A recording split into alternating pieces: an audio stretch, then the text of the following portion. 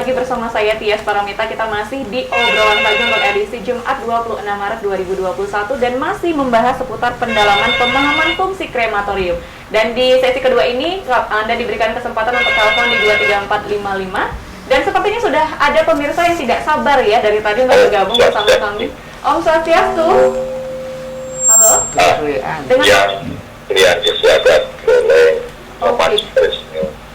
Pak Sutrisno. Sangat menarik sekali apa yang disampaikan oleh para narasumber, dan terima kasih kepada Guru Reno telah memberikan kesempatan bagi kami untuk menyanggah.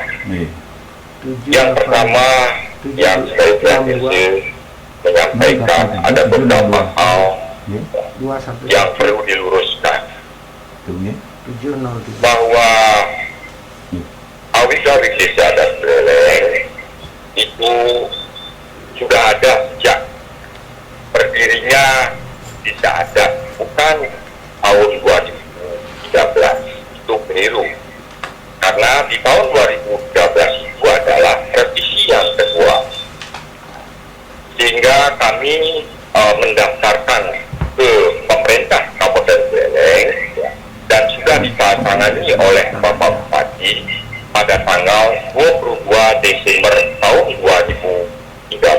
Berarti awik-awik kami tidak bertentangan dengan apa yang menjadi aturan di atasnya. Yang kedua yang perlu kami luruskan, di dalam awik-awik kami jangan sampai narasumber membaca setengah-setengah. Di dalam pasal 73 ayat 1, upacara penguburan mengkingsan di geni di Wewidangan Desa Adat Buleleng dilaksanakan di kuburan Desa Pakraman Buleleng yang terletak di Banjar Pakraman yang pertama, Banjar Penataran, Banjar Tegal, dan Banjar Ampung Anyar. Kemudian di ayat 2, yang boleh melaksanakan upacara penguburan, mengkingsan di geni, dan upacara pengabean di kuburan Desa Pakraman Buleleng ialah krame Desa Pakraman Buleleng atau bukan krame adat Desa Pakraman Buleleng sudah melaksanakan kewajiban-kewajibannya. Karena kami membuat perarem yang sudah disahkan pada tanggal 17 Maret tahun 2011, tetapi juga tidak bertentangan dengan aturan di atas. Kemudian pasal 73.3 khusus untuk upacara penguburan di kuburan Desa Pakraman Buleleng yang bertempat di Banjar Pakraman, Banjar Penataran. Lokasinya penguburan dari masing-masing Banjar Pakraman telah ditentukan berdasarkan keputusan Pemilihan Desa Adat Pakraman Buleleng. Di situ ada penjelasan-penjelasannya. Oke, jadi semuanya sudah diambil gitu ya Pak ya? Perlu kami luruskan, jangan sampai sekali lagi bertentangan dengan apa yang menjadi aturan-aturan yang ada di tempat kita. Karena ada, saya senang sekali berdamai. Saya senang sekali istilahnya meluruskan apabila ada yang bengkok-bengkok. Nah, pada tahun 2016 itu ribut-ribut di sana. Kami turun. Kemudian Pak Wedekano juga turun. Iya. Dan sudah difasilitasi oleh Bapak Bupati dan Pak Wedekano. Pada tahun 2016 sudah ada kesepakatan. Kesepakatannya adalah Itewa memilih Setre Kayu Buntil. Kenapa sampai sekarang tidak dilakukan istilahnya pemindahan sesuai dengan kesepakatan? Oke, Pak Sutrisno, halo. Oke, jadi kita sudah mendapatkan poin dari apa yang Bapak sampaikan, bahwa menurut pendapat Bapak semuanya itu sudah ada dalam peraturan Desa Adat Buleleng. Mungkin untuk terkait hal itu nanti bisa dibicarakan secara langsung lagi ya dengan Yayasan YTUH-nya sendiri. Oke, kita sapa dulu penelpon kedua. Halo. Halo. Halo? Ya, Bung Denny. Oke, Bung Denny Karena dengar. ingin singkat ya. Iya, singkat Ini saja. sebenarnya klien adat Buleleng ini menjalankan aturan adat ya, bukan umum ya, bukan secara nasional ya, bukan secara internasional ya. Kalau undang-undangnya itu memang nasional. Kalau kita mengaku ya adat di Bali, di mana sih orang akan ada menanam mayat tidak di kuburan. Dan kremasi itu memang harus di kuburan. Kalau ini kan bukan kremasi itu namanya, pembakaran mayat namanya. Kalau krematorium itu adalah pakai listrik 5 menit jadi tebu. Makanya masyarakat harus sadar dong. Kalau kita melanggar adat, siapa yang akan kena getahnya? Kalau semua bisa membuat kremasi seperti ini di pemukiman, akan menjamur lagi membuat ini. Siapa yang bertanggung jawab kalau semua membuat seperti itu? Tujuan dari adat Buleleng diarahkan, bukan dilarang. Itu saja loh, Om. Cantik Om. Oke, terima kasih Gumde ya, yang terkesan menggebu-gebu sekali. Sepertinya pagi ini semangat ya. Juga Kang Gumde, siapa dulu? Halo, selamat pagi. Halo. Halo, selamat pagi. Oke, dengan Bapak siapa ini di mana? Ya, De Agus Pak, De Agus. De Agus. Oke, langsung Pak De Agus. Baik, belakangan ini marak begitu berita-berita terkait YPUH, keberadaan YPUH. Ya. Jadi kami sebagai umat Hindu sangat malu antar sesama umat Hindu berselisih. Justru yang dipermasalahkan itu masalah pelayanan terhadap umat Hindu. Saya amati YPUH sudah ada sejak 2010 ya. Kenapa baru sekarang adat getol sekali setelah memiliki tempat krematorium ingin menghentikan kremasi yang ada di YPUH? Kenapa nggak dari dulu getol? Kenapa setelah adanya krematorium berdiri di Setre Buleleng baru sekarang getol sekali? Apakah tidak sebaiknya semakin banyak partisipasi umat Hindu baik dalam bentuk kelompok atau lembaga masing-masing memberikan pelayanan untuk kemajuan umat Hindu itu sendiri? Karena ketika berat dilaksanakan pelayanan itu akan lari ke umat lain. Sedangkan antara umat Hindu dengan umat lain dapat berdampingan, tidak ada masalah. Jadi mudah-mudahan anggapan saya ya salah bahwa umat Hindu sering melakukan sifat pato ya. Seperti ayam ya. Ayam lokal kalau dikasih makan pasti berebutan makan. Iya. Ada lagi Pak De Agus? Noto ayam sendiri. Yes. Itu saja dari saya. Terima kasih. Om Santi Om. Oke, terima kasih Pak De Agus yang sudah bergabung. Apakah di belakang Pak De Agus masih ada? Jika ada, kita tampung lagi satu penelpon saja. Oke. Halo, selamat pagi. Halo. Oke. Kemungkinan penelponnya ini mendengarkan via streaming ya. Jika Anda mendengarkan via streaming, langsung sebutkan nama dan pertanyaan atau saran masukannya. Halo, selamat pagi. Halo. Selamat pagi. Oke, dengan Bapak siapa? Niki di mana? Astawa dari Bungkuan. Oke, Pak Astawa. Langsung Pak, singkat saja ya. Begini nih. Kita hidup dengan adat Bali, dengan agama Bali kan sekali ya. Nah, sekarang kalau ini sekali sudah memenuhi syarat bagaimana? Kalau sekali apa memenuhi syarat bagaimana? Kalau melihat dari pemerintah menganjurkan wawasan lingkungan, kehidupan manusia kehidupan apa yang ada di sini, apakah sudah memenuhi syarat sekarang sekali maupun sekali? Tadi dari Bapak dan ada Buleleng kan sudah menjelaskan, aturan sudah dijalankan. Marilah kita di sini terus terang aja nih. Kalau masalah lingkungan itu kita mementingkan energi kehidupan manusia. Kita mementingkan udara sehat, segar, sudah itu alam yang indah. Nah sekarang yang harapan berdua ini yang bertentangan ini betul-betul duduk bersama, jangan seperti begini kan gitu, saling saut-saut kan gitu ya. Inilah yang menyebabkan kita selalu warga Bali bertentangan terus. Yang harapannya sedikit saja nih, ini ada bawa suci nih, ide nih. Hai manusia, bersatulah. Jangan bermusuhan di antara kita, malahan bersatulah seluruhnya. Dewa akan bersatu di sana untuk membantu manusia. Ini ada sasa-sasa yang demikian. Kalau terus kemudian ini, mari kita kita rujuk pada Pancasila. Iya. Oke, poinnya sudah saya dapatkan. Kesepakatan, jangan menghujat. Terima kasih Om.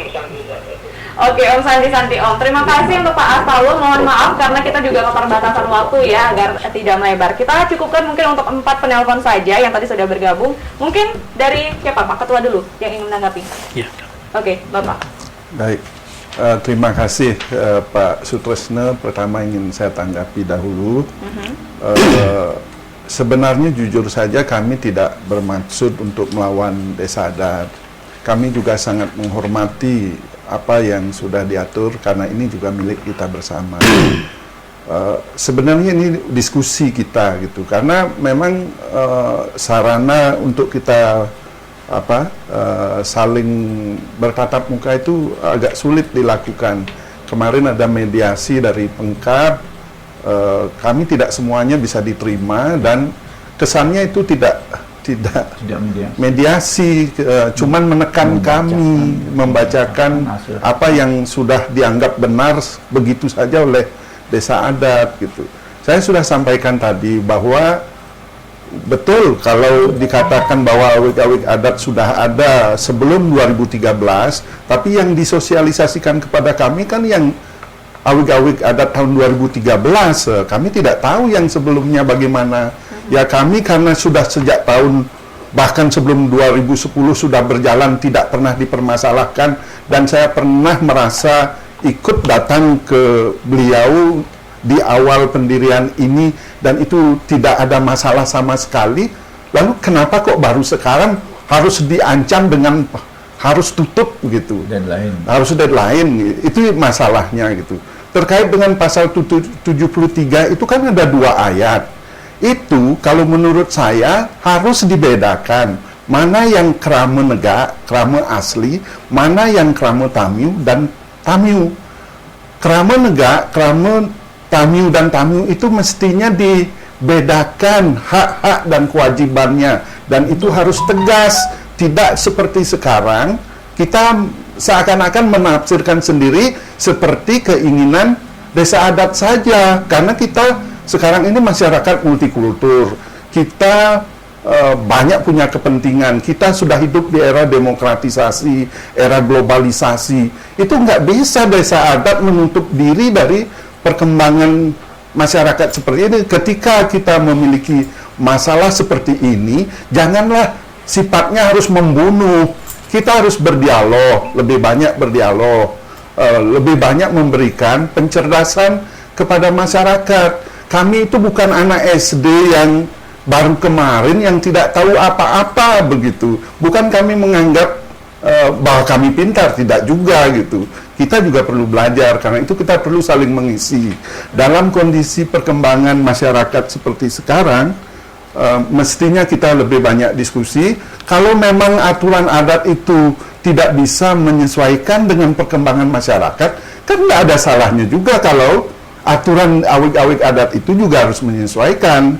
Begitu juga kami sebagai masyarakat juga harus bisa memahami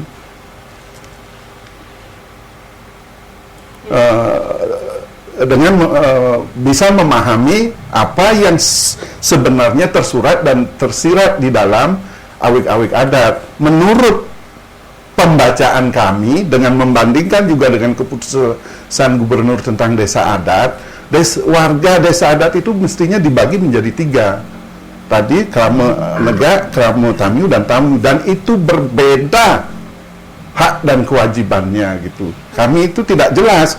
Nah, ketentuan ayat 2 dari pasal 73 itu jelas mengatakan bahwa upacara penguburan, upacara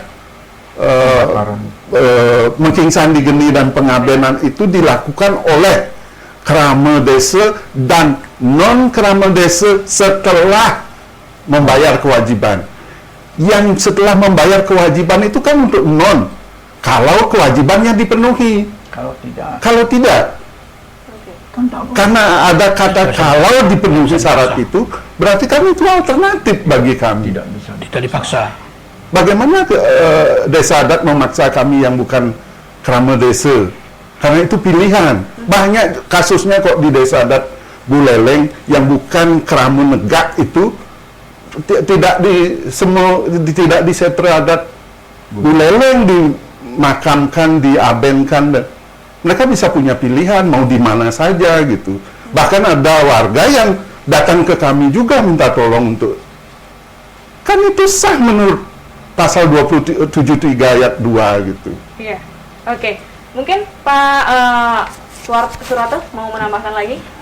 Terima kasih. Tadi sudah sangat jelas disampaikan sama Prof. Sukadi bahwa keterikatan kami sebenarnya tidak ada.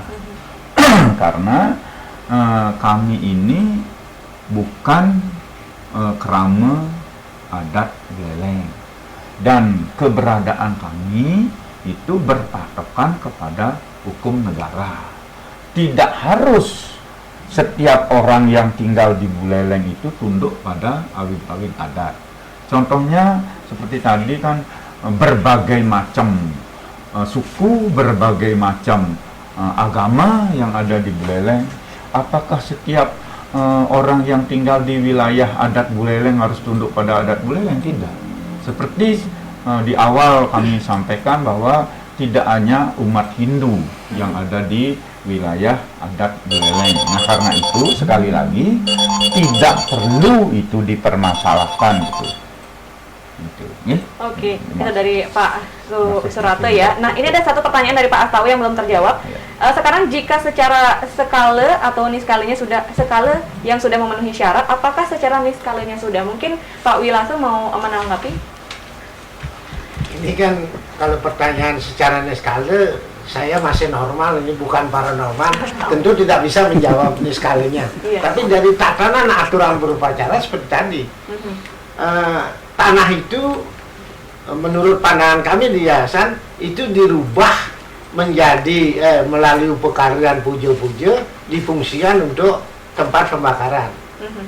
Ya secara niskala menurut kami dengan tata cara itu ya sah. Iya, karena sudah dilakukan upacara. Kalau istilahnya alang atau tidak, maaf, kami bukan paranormal.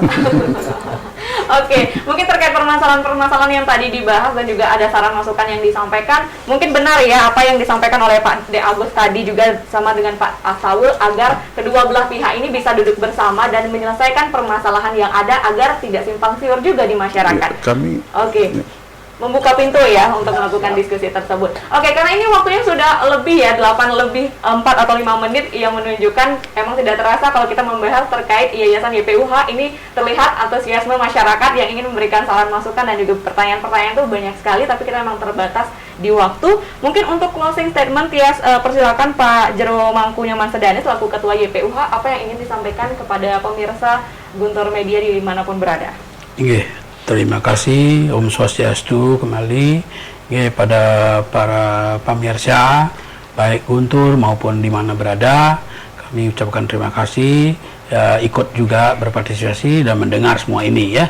Mudah-mudahan dengan uraian kami bersama ini menjadikan pencerahan bagi masyarakat untuk paham bagaimana alam demokrasi, bagaimana alam hukum, bagaimana alam Pancasila itu.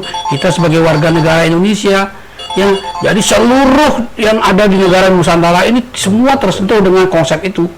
Tidak boleh bertentangan dengan hal itu. Karena itu bukan untuk negara Jakarta aja, seluruh termasuk adat pun harus mengakui dan menghormati semua itu. Sehingga kita tidak bisa atas kekuasaan. Ya, semua ini harus berjalan di atas rel hukum. Ya, ini yang penting. Makanya saya jawab surat itu, ya barang siapa yang merintangi dan menghalangi kami dalam pelayanan masyarakat, ya silakan berhadapan dengan hukum. Kan itu yang lebih sangat pantas untuk kita menjadi solusi dan jalan keluar kedamaian kita. Kita akan menerima seluruh keputusan itu. Kalau keputusan itu ya A, B, C ya kita itulah yang kita hormati, bukan keputusan seorang, dua orang dan sebagainya. Ya ini nanti akan mengancam daripada semua eksistensi negara kita, susah negara kita jadinya. Ya, jadi sebaiknya kalau ada persoalan seperti ini memang rumit dipandang oleh dua belah pihak yang tidak punya pemahaman yang sama, ada perbedaan. Ya ini jalur yang kita tempuh untuk mencari kebenaran dan keadilan, ya harus jalur itu yang ditempuh baru selesai masalahnya. Justru itulah kami dalam hal ini semua apa perintah dan sebagainya kami abaikan. Kami tidak bisa terima semua tekanan-tekanan, pemaksaan karena kami tidak ada dalam suatu sistem kekuasaan. Oke, udah itu Pak, terima kasih sekali lagi ya Pak Ketua, terima kasih juga Pak Sukadi selaku pembinaan, terima kasih juga Pak Wilase dan juga Pak Surate ya selaku koordinator bidang hukum dan kemasyarakatan YPUH Kabupaten Buleleng. Terima kasih Tia sampaikan kepada pemirsa Guntur Media yang sudah menyaksikan dan mengikuti acara ini sampai akhir. Buat Anda yang mungkin sempat kelewatan, jangan lupa bisa dicek di kanal YouTube-nya Buleleng Ronda. Dan terima kasih juga untuk Anda yang sudah berpartisipasi. Dan demikian obrolan pagi untuk edisi hari ini. Saya Tias Paramita pamit undur diri dan sampai jumpa di obrolan pagi berikutnya.